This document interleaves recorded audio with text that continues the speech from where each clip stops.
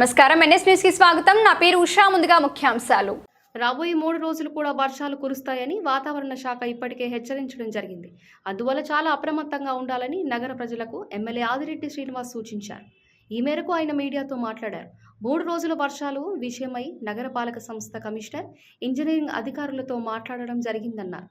నగరంలో అనేక ప్రాంతాల్లో పనులు జరుగుతున్నాయని, వాటి వల్ల ప్రజలు ఇబ్బందులు పడుతున్నారన్నారు.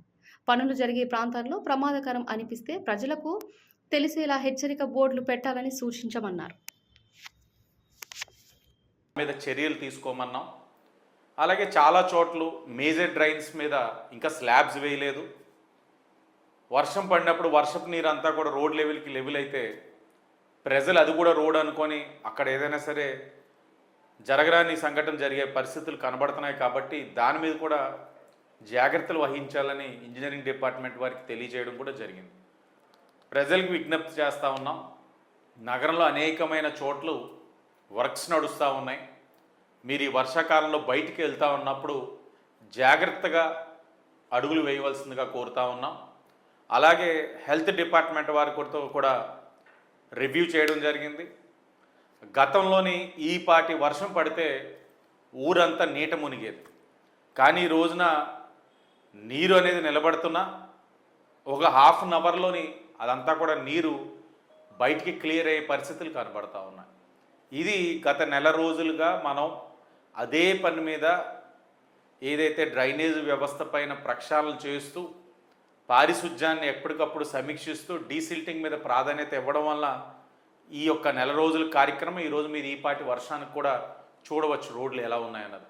అయినప్పటికీ కూడా ఇంకా చాలా ప్రాంతాలు ఇంకా నీట మునుగుతూ ఉన్నాయి. దానిపైన కూడా ఇంజనీరింగ్ వారితో ఏబీ నాగేశ్వరరావు పార్క్ కానీ ఇతర పార్కుల్లో కానీ ఏదైతే ఫ్లడ్ వాటర్ మేనేజ్మెంట్ కోసం ఉన్నాయో అక్కడ కూడా సూచనలు ఇచ్చి అక్కడ జాగ్రత్తలు తీసుకోమన్నాం. ప్రజలను కోరుతూ ఉన్నాం, ఎక్కడికక్కడ అప్రమత్తంగా ఉండండి.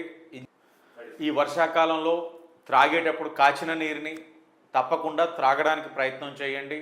అలాగే ఎక్కడైనా సరే మీకు ఏదైనా ఒక water pipe line break down అయిందని కనబడితే తక్షణమే అధికారులకు చెప్పండి, లేకపోతే ఎన్డీఏ కూటమి నాయకులకు చెప్పండి. కాని పరిస్థితుల్లో మా నెంబర్ కూడా ఎక్కడికక్కడ ఇస్తూ ఉన్నాం.